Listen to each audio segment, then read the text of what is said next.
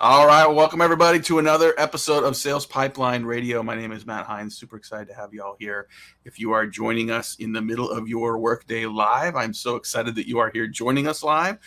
You have the opportunity to be part of the show if you're here live. If you have a comment or question on our topic today for myself or for Jodi, we'd love to have you join us in. Just make a comment. I'll bring you on the screen. Recognize that. We'll get you as part of the show. If you are watching on demand or listening on demand, thank you so much for downloading, for subscribing. We are on episode, I think, 340 or so on this Sales Pipeline Radio journey over the last several years. And if you're just catching up and just catching it coming in, every episode of Sales Pipeline Radio from all the way back to the beginning, available at salespipelineradio.com. Each week, we're featuring some of the best and brightest minds in B2B sales and marketing as this continues to evolve. Very excited to have with us today Jodi Cerretani. She's the VP of Marketing at RollWorks. Jodi, we've known each other a long time. We can talk about the evolution of marketing. We can talk about the evolution of our children and just evolution of our lives as all these things go as well. But welcome and thanks so much for being here. Oh, it's my pleasure. Yeah, I've been keeping up with all your episodes, so it feels full circle to be here speaking with you, and I'm excited to chat. Well, we talked about a bunch of different things we could cover today, and I think sort of the evolution of the B2B marketing role is kind of where I wanted to dig in, because we both, I've known you for a long time. We've both been doing this for a while. I don't want to say pre-ABM days, right? But I remember when that wasn't an acronym that anyone talked about, and now we got ABM, we got ABMX, or whatever they are now. And there's sort of this, the job hasn't really changed, like the opportunity hasn't changed. I think the tools and the wherewithal, the awareness of what marketing can do to support revenue objectives and business objectives is a little more at hand. But I'm curious to hear, both in your role at RollWorks as well as in your career, where you've seen that evolution work and what you think people should be thinking about relative to it.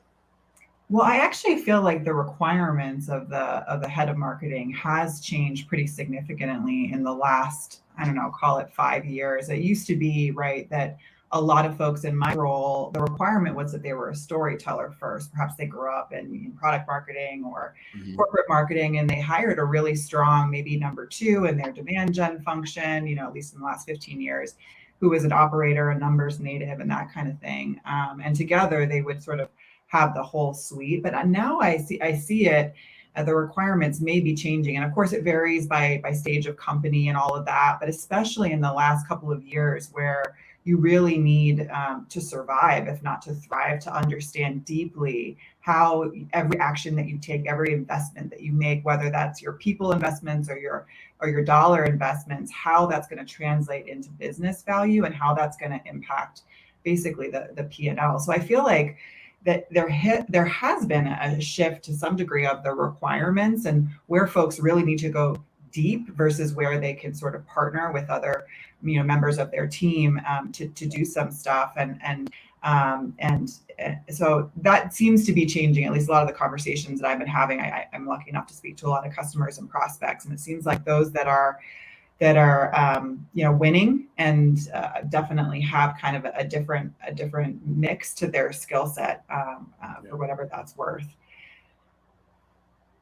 Yeah, I think that's absolutely right. And I think that if you get marketing leaders who think beyond just my job is to generate leads, and to think my job is not just to generate pipeline, my job is to generate business impact, right? And so you start to have marketing leaders that think about not just pipeline, think about customer-led growth. Right. Think about the impact that brand can have on driving demand, right? And creating what I think can be a better balance and getting away from what really have always been just sort of random acts of marketing, right? Sort of these siloed campaigns, campaigns I put in quote, air quotes, because they're really just sort of tactics. They're sends. I'm thinking now about a real campaign, a real body of work across multiple channels across time, that has a bigger short-term and long-term impact on the business. Yeah, absolutely. And it feels like that everything fundamentally is about trade-offs. Every time that you're focused on one thing, it's almost by definition an opportunity cost for something else that you could be investing in with people or minutes in the day. But in terms of ABM and kind of how things have changed, I think honestly, Matt, we've been doing this so long that we know that there is some amount of predictability in how a lot of vendors or thought leaders, they start to kind of reject a system at a certain point, and conveniently they introduce a new system that is sort of the antithesis of the last system, right? We've seen that with outbound versus inbound. We've seen that with, the form and the MQL. Is it dead? Is it not dead? It's interesting if you kind of double tap on the folks that are really vocal about things being dead and new things being the new way. They've got something to gain typically. And I think that the reality is, and you've said this before, and I think it's brilliant, marketers tend to be dichotomous thinkers, but we really have to encourage ourselves not to think black and white. It doesn't always have to be an either or. In fact, outbound is not dead, and people are still using forms, and MQLs are still quite popular among B2B marketers. And so I think thinking more about a blend can really, I think, add some focus and clarity to your organization, and not get so caught up in hype cycles, right? Boy, I'm so glad to hear you say that. We're talking today on Sales Pipeline Radio with Jodi Cerretani. She's the VP of Marketing at RollWorks, and boy, I think we've gone from account led to product led to event led to people led, and it's not one or the other. It's kind of yes to most of these, or many of these, I guess, depending on who your audience is, how you go to market. I think we as not just we as marketers, like we as humans want the world to be easier. We want the systems to be simpler, and it's not, right? I mean, I think we fool ourselves that it used to be easy and effective when we would send an email out, generate a white paper lead, send it to a 23-year-old, get some pipeline. I would argue that actually never worked, because there's always been a buying committee. There's always been sort of this need for a body of work and sort of really investing in brand and credibility before you get somewhere. And so to me, the idea of thinking about an account-based model, I think we're kind of in this post-ABM world where it's most companies in B2B need to be taking an account-based approach and then thinking broadly about the jobs to be done within that. Curious, I mean, you mentioned you're talking to a lot of companies that are doing this. What are you seeing, and what are some of the themes you see that are making some of those go-to-market motions successful? Well, I think that there's some core tenets of an account-based approach that have always been good practices, but now I think it's becoming more and more the standard. You can call it ABM, you can call it, sales-focused marketing or whatever. I mean, honestly, I think if you're really good at your job, you've probably been doing ABM longer than ABM was ABM.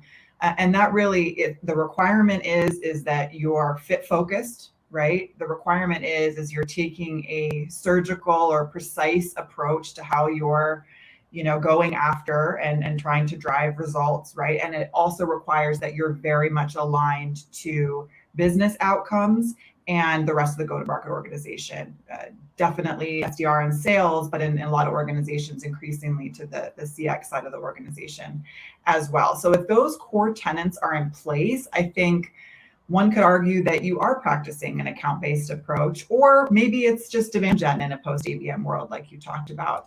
I've noticed that people are starting to really understand that when these two things aren't by definition, separate, totally separate, right? That demand gen can really benefit from the precision of an account-based approach, and conversely, ABM, as it's typically thought of, can really benefit from the scale of traditional demand gen channels, technologies, practices. So I think that we like I said before, if we're thinking less about, siloed teams, siloed practices, entirely different motions between account-based marketing and ABM, it really unlocks a whole lot of everything, right? Because you can have that scale and that volume that we all are desperate for right now, with very high conversion rates, high velocity, high average deal sizes, et cetera.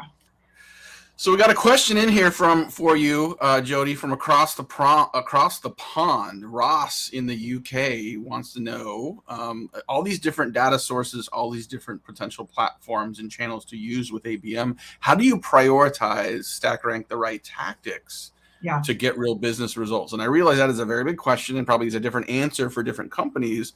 But is there a framework or a set of sort of questions that you typically go through with clients to say, like, here's how to land the plane?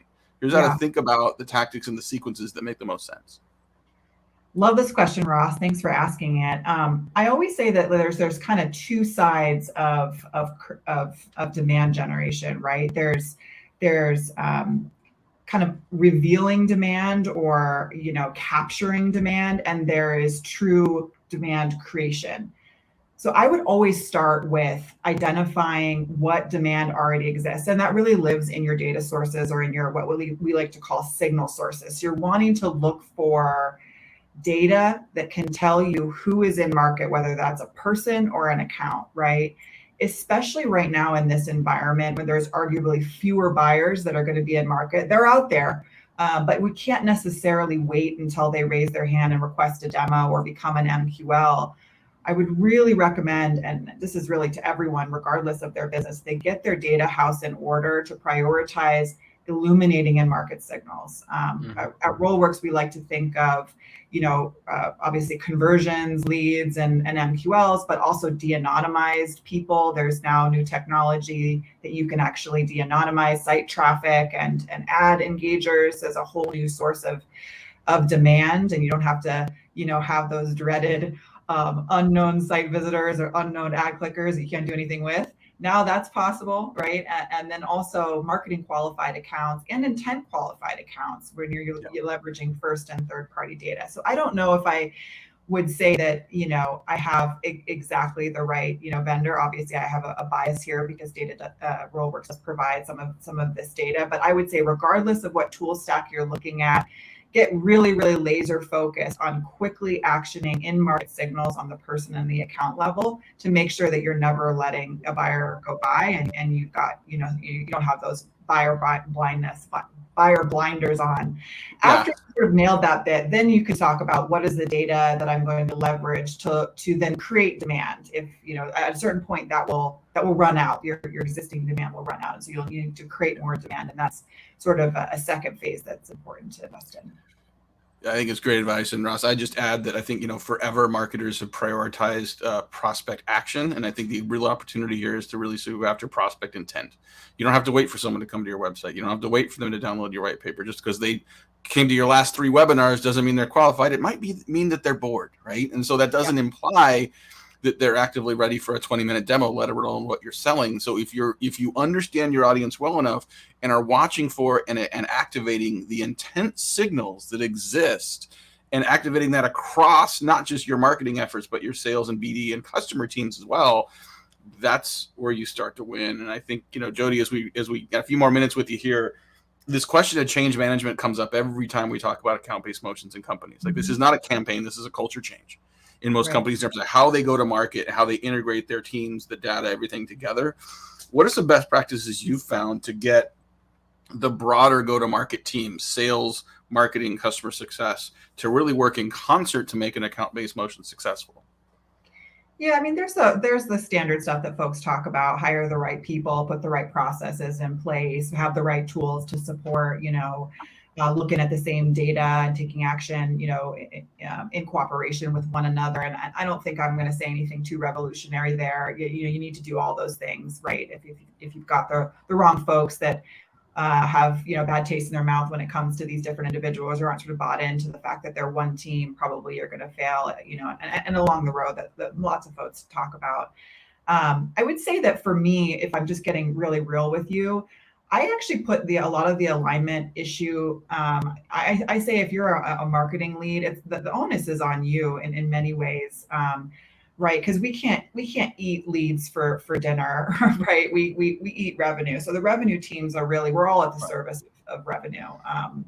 Arguably on the go-to-market side. So I think it's up to us as marketers to really prove the value that we bring. And I use that word prove deliberately because I think that one of the things that folks really goof up when they're trying to get alignment is they put together a really pretty PowerPoint presentation. They got that meeting, they got the right folks in the room, right? And they show, here's what I'm going to do and here's how it's all going to work. And my understanding of a revenue focused, sales and CX leaders and really the C-suite is PowerPoint presentations don't do anything. It actually might work against you. So I would recommend running a pilot, on an account-based approach. Get after, they typically will share with you who their top tier accounts are, sales folks and AMs and CSMs by definition are account based, right? And so they have their hot list of who they're trying to convert or retain, get that list of accounts and show what you can do, right? Run some programming and then deliver the results in that PowerPoint presentation. And I promise you the buy-in, will be there at least initially. Then you can show them what the plan is and the go forward plan is. I would also say that there's a lot that goes into credibility. And so a lot of times, marketing, we're in a super protected space, right? We're sitting behind our computers or what have you, but your frontline folks, they're in it. They're in the hot seat. It's tough. So I would also say that if you haven't made this a part of your practice, to sit on sales calls, to be in renewal conversations, to cold call yourself. And that's going to earn you a ton of credibility that the pain that they are often in when they're asked difficult questions or they have a cold lead or not the right person. I mean, it's tough, man.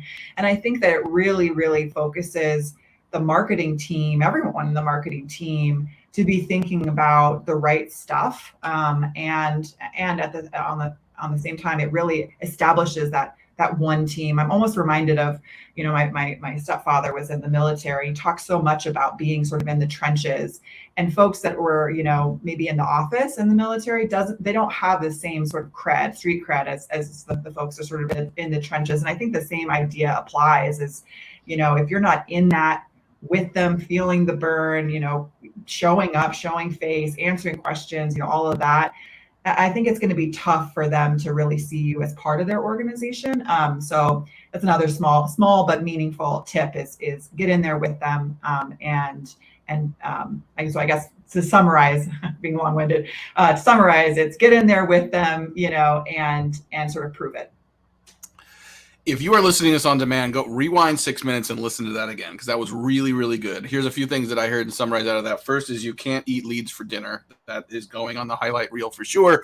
Look, this is not your grandma's marketing. This is more complex. This is more nuanced. There's more tech involved. There's more integration involved. So there's a need to embrace the complexity, but to do it together, to make this a team sport, to do this and know that it's going to be hard, to know that there's going to be complexity as part of the process. But if you're all in it together, in the trenches, in the weeds, whatever you want to call it, that's what's going to win. And you're going to win as a team to find something that you actually can eat for dinner. How'd I do? Yeah, love that. Awesome. Well, we're about out of time. Jodi Cerretani, VP of Marketing for RollWorks. Thank you so much. It's great to see you. I think it's because we have kids that we're prioritizing at home. We don't see each other on the road as much anymore, but great to see you and get some time to catch up.